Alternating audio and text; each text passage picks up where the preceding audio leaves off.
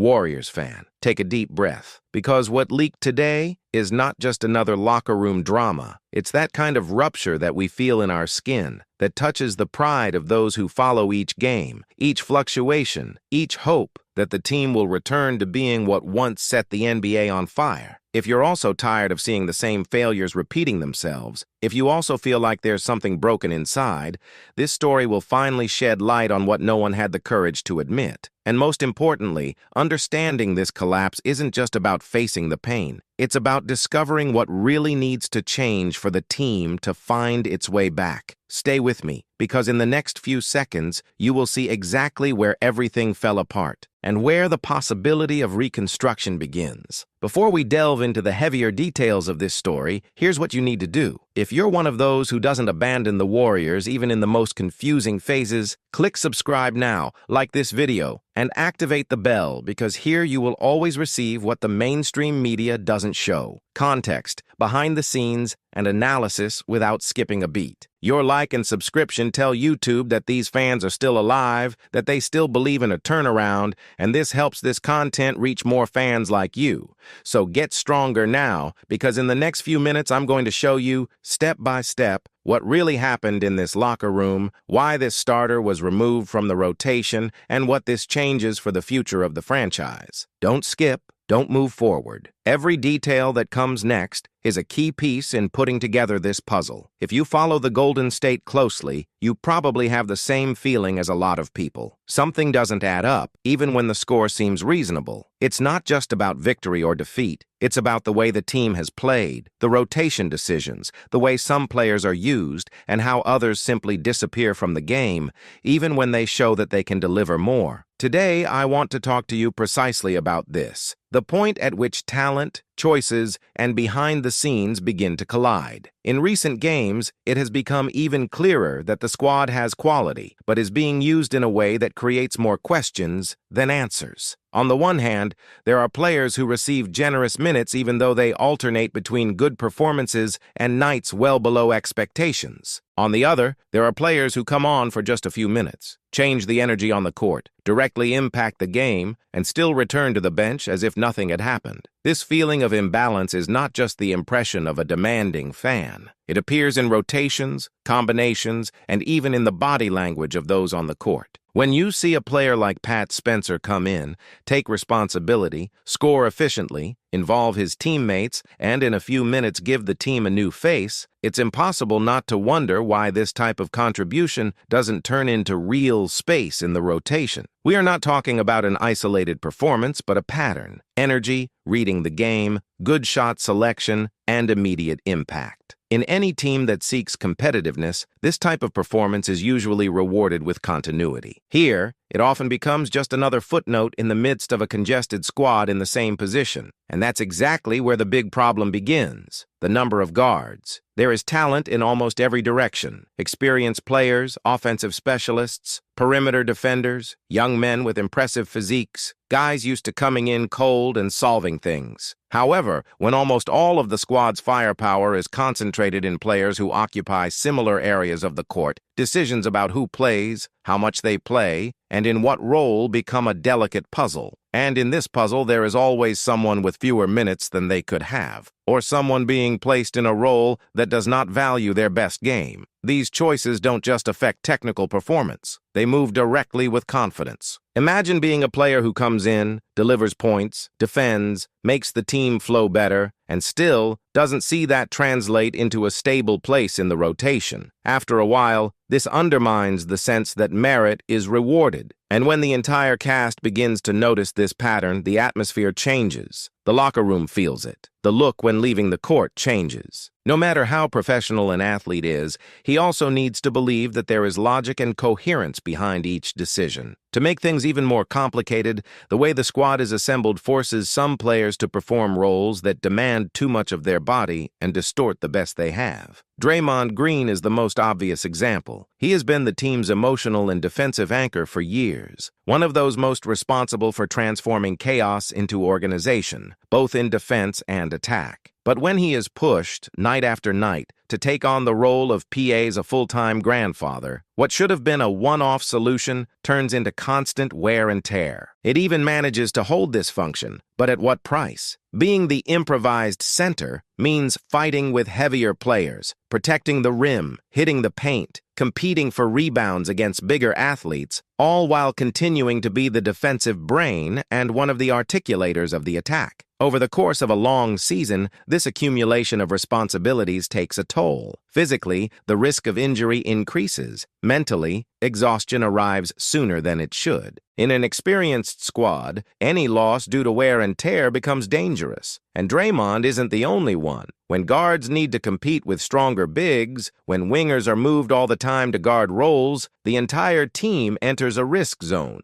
We see small signs of this in reports of physical discomfort, use of orthopedic boots, extra care, monitored minutes. It's as if the squad were always flirting with the maximum effort limit, without having the security of a solid pivot that would allow them to redistribute that weight. That's why, behind the scenes, conversations about possible exchanges are not mere speculation. The need for a reliable big man with defensive presence, the ability to protect the rim, close down rebounds, and anchor the defense is evident. Names appear here and there, players with a more physical profile, capable of occupying the den and allowing the rest of the team to be used in more natural roles. It's not about looking for a star at any cost, but about finding someone who brings balance. Often, it is this simple piece that transforms a talented but confusing cast into a team with a clear identity. And when we talk about identity, we need to face another point. The team still has champion DNA. Stephen Curry's presence alone changes the level of the conversation. Having one of the greatest shooters in history on the court forces any defense to reorganize. But even it becomes less impactful if the surroundings don't make sense. When the cast is assembled in an unbalanced way, even the brightness of the stars is subject to more sudden fluctuations than necessary. With Curry returning, players like Pat Spencer gaining space in the narrative,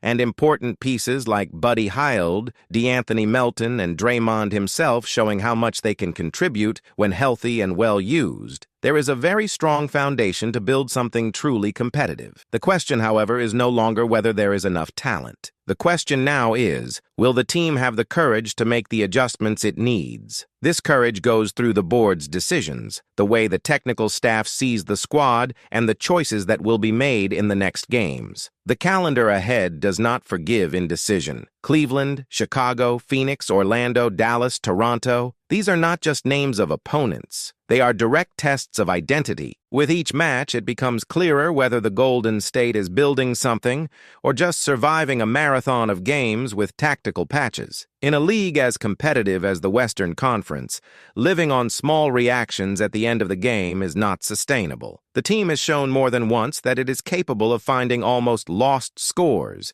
shortening advantages, turning an ugly game into something minimally competitive. It reveals character, resilience, pride. But it also reveals a problem. If you always need to react, it's because something is failing back there, in the way you enter the court, in the distribution of roles, in the balance of the rotation. It is in this scenario of constant tension between potential and execution that the most sensitive part of this entire story emerges, behind the scenes. When reports begin to appear that the atmosphere in the locker room is different, heavier, quieter at times, and more charged at others, it is a sign that the discomfort has gone beyond tactical analysis and entered the emotional sphere. And when Steve Kerr's name appears at the center of this conversation, the discussion takes on new weight. Kerr is not just the coach. He is a symbolic figure of the Golden State's entire era of success, someone who helped transform the franchise's style of play and build a culture of trust, ball movement, and collective protagonism. Therefore, when rumors of a break between him and a starter considered untouchable until recently arise,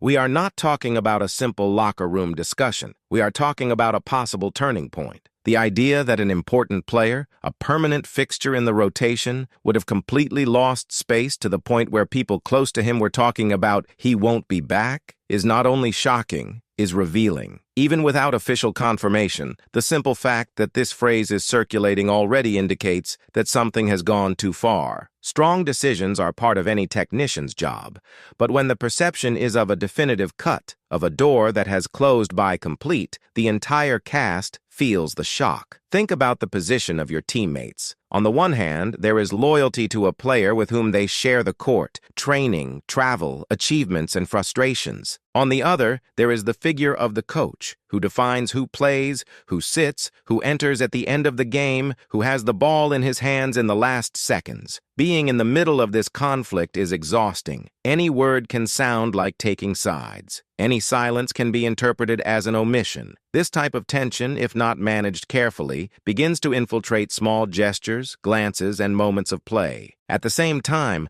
it is possible to look at this hypothetical harsh decision as a message. Maybe Kerr is trying to make it clear that certain standards will no longer be accepted, that specific attitudes on and off the court have consequences, that no one is absolutely sure of their place if they don't match what the team needs. The question is, to what extent does breaking with a key starter strengthen the coach's authority, and to what extent does this put the group's unity at risk? Fans on the outside try to put together the puzzle with fragments, comments in press conferences, expressions in dead time, small signs in interviews, reports from insiders. It is natural for reactions to oscillate between shock, concern, and curiosity. Part of the fans may see this change as, finally, someone is moving where they need to. Another part may interpret it as the beginning of greater wear and tear, a split that could be costly in the final stretch of the season. In the midst of all this, the franchise tries to maintain a public discourse of tranquility, focus on the next game, confidence in the internal culture, unity, daily work, and to a certain extent, it needs to be that way. No competitive team exposes its most complex conflicts to the outside, but at some point, what happens internally appears in performance. Either the team uses this tension as fuel to reorganize itself, change rotations, adjust mentality, and build a new phase, or the same tension becomes a weight that pulls everything down. When we say that the Golden State is at a crossroads, it is not an exaggeration. There is enough talent to fight at the top of the table. There is plenty of experience in dealing with pressure. There are young people asking for space, showing that they can bring new energy. There is a coach with a winning record, but also challenged to reinvent himself in the face of a squad very different from the one with which he built his legacy. And at the same time, there is a clock ticking. Every game without profound adjustments is a wasted opportunity to transform crisis into conscious reconstruction. Perhaps the most important point of this conversation is the following. It is not enough to have a good cast on paper. This squad needs to make sense on the court and inside the locker room. It is necessary for those who deliver to have the feeling that they will be rewarded, that veterans are protected enough to be in one piece when it really matters, that young people are clear about what they need to do to grow in the team, that tough decisions are firm, but also fair and understandable for those who live the day-to-day life of the group. If the Golden State manages to find this balance between talent and role, between authority and listening, between tactical adjustments and respect for the player's rhythm,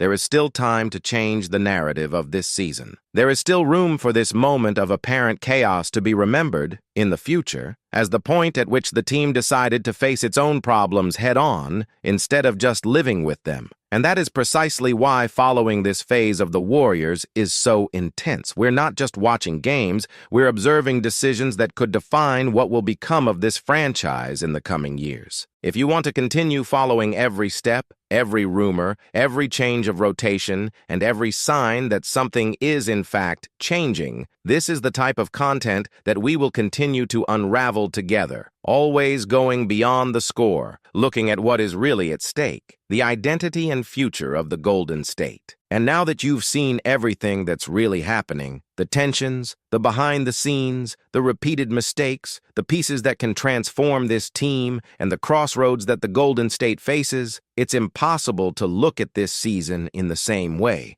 Something big is about to explode. Either this squad adjusts once and for all and rediscovers the identity that made it feared in the NBA, or we will see changes that could mark the end of an era. We are literally facing one of those moments that define not just a campaign, but the entire future of a franchise. And if you want to continue following every new piece of information, every silent movement from the board, every exchange rumor, every sign of rupture or reconstruction, I have prepared something that you need to access now. The Golden State Warriors News Today playlist will be in the pinned comment. That's where I organize it. In order, every episode of this real soap opera that is happening behind the scoreboard. If you want to stay ahead of everyone, understand before others, and follow each chapter of this transformation, click there as soon as you finish the video. Because the truth is one, what comes next could shake the entire NBA, and you won't want to miss any of it.